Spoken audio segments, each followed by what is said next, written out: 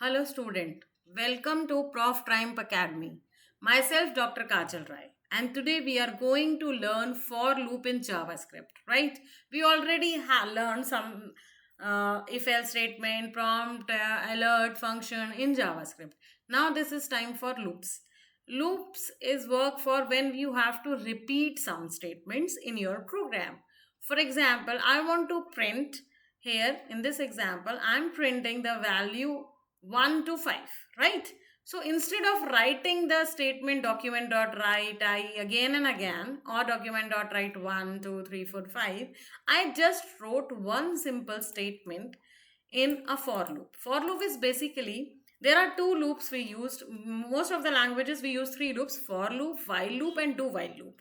So this is the first loop which is called for loop. In this for loop, this is the syntax of for loop in which I am giving I is a variable. You can either write where or int, whatever you want. Where, let, and const we write, but const we can't write because we have to update the value of I. So in JavaScript, I can use without where or let also. I can give it whatever value I want. So here I am just initializing I to 1. Here is the initialization, first thing. In for, we have three things. First is initialization, in which I am initializing value 1 to I. Then the second is the conditional condition, in which we check the value of a variable I with the given specified condition. Here it is that this loop will work till I is less than equal to 5, not more than that. Okay. And this is the increment or decrement. We can do that, both the things. Here we are doing increment with using increment operator. Increment operator is plus plus, right? This is, what is this? This is logical operators. Here we are checking the value less than equal to, whether it is or not. And this is the simple assignment operator, right? So first, when I is equal to 1, what it happened? The condition is true, right? It will check the condition. When we have initialized the value, then the loop will check the condition, whether I is less than equal to 5 or not. So 1 is less than 5. So this is true. Then this will document.write statement will work. Okay, जो भी होगा for loop के अंदर वो काम करेगा जब ये कंडीशन ट्रू हो जाएगी. तो ये कंडीशन ट्रू है तो डॉक्यूमेंट डॉट राइट करे क्या करेगा, जो भी आपने ब्रैकेट्स में दिया है वो वेब पेज पे डिस्प्ले कर देगा. आपने क्या दिया है, क्या प्रिंट करना है मुझे, आई की वैल्यू अभी क्या है 1. सबसे पहले 1 ही है ना, तो 1 प्रिंट कर देगा. उसके बाद मैंने क्या किया हुआ है, यहाँ पे लगाया है HTML का एक ऑपरेटर BR किस लिए होता है, लाइन ब्रेक के लिए. दैट मीन्स जो मेरा सेकेंड नंबर प्रिंट हो वो नेक्स्ट लाइन में आए, इसलिए मैं इसमें लगा रही हूँ.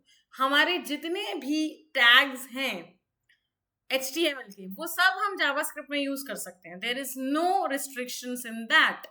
पर कंडीशन ये कि डबल कोड्स और इस तरीके से आपको देने पड़ेंगे, राइट? टैग्स तो वही है, आप BR टैग दे रहे हो इसमें एंगुलर ब्रैकेट्स के अंदर, बट आपको डबल कोट्स के अंदर देने हैं और डॉक्यूमेंट डॉट राइट के साथ देने पड़ेंगे. ये एक कंडीशन होती है, ठीक है? तो हमने ये करा, ठीक है भाई, ये हो गया, आई प्रिंट हो जाएगा. अब क्या होगा, पहले कंडीशन इनिशियलाइजेशन हुआ, कंडीशन चेक हुई, कंडीशन ट्रू थी तो प्रिंट हो गया.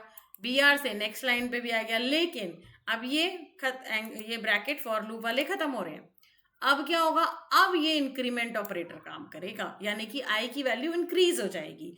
अब आई की वैल्यू क्या हो जाएगी, आई प्लस प्लस है, पहले 1 थी, प्लस प्लस यानी कि I plus plus is equal to I plus 1, यानी कि यहाँ पे हो जाएगा 1 + 1 2. जब ये 2 हो जाएगा फिर से आई की वैल्यू चेक, कंडीशन चेक करेगा, either 2 is less than equal to 5, अभी भी ट्रू है तो फिर ये वैल्यू 2 प्रिंट हो जाएगी. इसी तरीके से ये बार बार प्रिंट करता रहेगा. अब सपोज आई की वैल्यू 5 हो गई, ठीक है, कंडीशन चेक हुई, इक्वल टू था 5, ठीक है, ट्रू है, तो डॉक्यूमेंट डॉट राइट क्या करेगा, 5 प्रिंट कर देगा. जब 5 प्रिंट करके ये लूप खत्म हो रहा है, तब ये क्या होगा, इंक्रीमेंट होगा, आई की वैल्यू हो जाएगी अब 6, राइट? 6 हो गई, ठीक है, फिर से कंडीशन चेक होगी, अब ये कंडीशन फॉल्स हो जाएगी, ठीक है ना, क्योंकि आई की वैल्यू 6 हो गई है जो कि 5 से बड़ी है. तो आई की वैल्यू 6 है, 5 से जो बड़ी है, तो ये कंडीशन फॉल्स हो गई. जब ये कंडीशन फॉल्स हो गई तो लूप के अंदर नहीं जाएगा हमारा हमारे जो इंस्ट्रक्शंस हैं जो हमारे वो फॉलो नहीं हो पाएंगे। यहाँ पे लूप के अंदर जाएगा ही नहीं, कुछ भी प्रिंट नहीं होगा, हम बाहर आ जाएंगे, इसको स्किप कर देंगे लूप को। ठीक है, अंदर जाना ही नहीं है। सब तब जाना है जब तक ये कंडीशन ट्रू बनी रहेगी। जैसे ही कंडीशन फॉल्स होगी हमें इस लूप के अंदर जाना ही नहीं है, स्किप कर देना और बाहर आ जाना। अगर लूप के बाद कोई स्टेटमेंट लिखे होते तो वो प्रिंट हो जाते। चलो एक लिख देते हैं ताकि आपको पता रहे कब लूप से बाहर आ गए हम। ठीक है, कुछ भी लिख देते हैं, फॉर लूप एंडेड। अब जब ये प्रिंट होगा ना बाद में, तब पता चल जाएगा कि लूप के बाहर आ गया है। राइट, इसको सेव कर लेते हैं। अब इसको रन करके देखते हैं कि कैसे चलता है फॉर लूप हमारा। Just a minute then.